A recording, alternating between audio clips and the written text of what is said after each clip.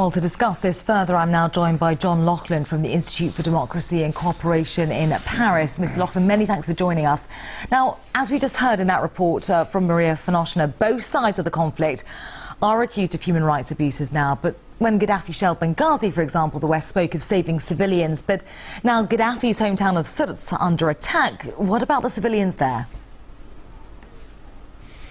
Well, to paraphrase George Orwell in Animal Farm, some civilians are more equal than others. I don't think anybody seriously bought the line that this intervention was about protecting civilians. That was merely the fig leaf, the legal fig leaf that France, Britain and America used to overthrow Gaddafi. And I've been on your show several times, on your channel several times about this issue, and I've always said that the principal goal was regime change. That has now been achieved, in spite of the very interesting report that you've just carried on the pockets of resistance.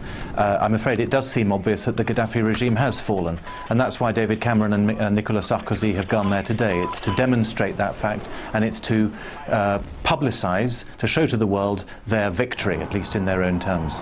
Well, on this visit by Sarkozy and David Cameron to Tripoli, both have stressed that intervention had nothing to do with economic advantage, but Libya is due to resume oil exports in about 4 days. In your opinion, does that suggest any significance with regards to the timing of this Cameron-Sarkozy visit? Well, I mean, again, let's not be naive, and let's not pretend to be naive. I've no doubt that economic advantage will accrue to the Western powers who've supported the new regime. Particularly France, but followed by Britain and America, they pushed for early recognition of the Transitional National Council, and that body has now effectively taken power. So it is inevitable that oil contracts and so on will be awarded accordingly. But as with the Iraq War, it's my own view that oil contracts are not the whole story. I instead believe that these wars, Iraq, Libya, Kosovo for that matter in 1999, they are ideological wars. The West, by overthrowing Gaddafi, wanted to maintain the fiction that the entire world is moving towards a Western-dominated model, a pro-Western model. It wanted to show that the Arab Spring movement was a movement for liberal Western-style democracy. And of course, as soon as a country stayed as a regime stood in the way of that apparent wave, which was the case of Libya, its regime was brushed aside. So my view is that this war was principally ideological, but yes, also about oil, there's no doubt. OK, well, we are where we are. Cameron and Sarkozy are now in Libya, and just as the first signs of a rift really are beginning to appear in the NTC, the National Transitional Council, the new Prime Minister, Mahmoud Jibril, is accused by some of his rivals of bringing in former Gaddafi officials and, from some sources within the country, acting like a dictator. So how much support and credibility does his leadership have, this new leadership that was swept to power by the Libyans themselves? You were asking that question, I'm sure, in an ironic tone. They were not brought to power by the Libyans themselves. They were brought to power by certain segments of Libyan society, a society which, of course, is largely tribal, so people will have fought along tribal lines, but most of all, they were brought to power by NATO's bombs, by British and French planes and by British and French covert operations with the participation of the Americans.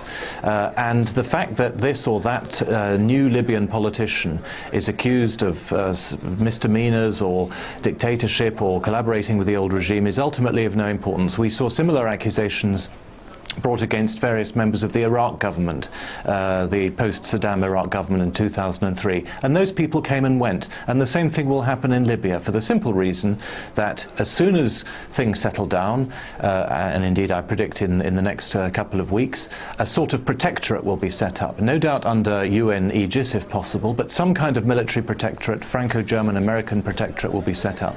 And it's also my prediction that this protectorate, which will be the effective government of Libya, whoever the civilians happen to be who are, as it were, pushed forward, that protectorate, that intervention will, in my view, last for a very long time, and I would say quite possibly for a decade. So the real power will, of course, go to the people who brought the regime into power and who sustain it in office, namely NATO. OK, well, very strong predictions there. So, just to repeat my questions, how much genuine support and credibility does this new leadership have, the NTC, within Libya itself? yourself among Libyans?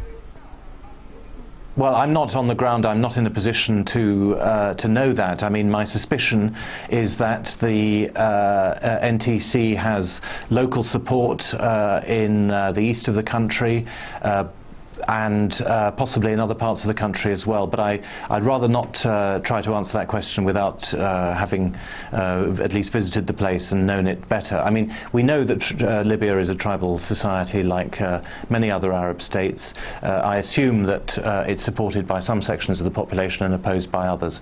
And your report has done an excellent job of reminding people that while I think there's no serious doubt that the Gaddafi regime was obviously a dictatorship, it reminded us that even dictatorships have a popular constituency. Even dictatorships are sustained in power by a certain degree of popular support, and you found people there in Tripoli who continue to have that support. OK. John Laughland, Director of Studies at the Institute for Democracy and Cooperation in Paris, thank you for those thoughts.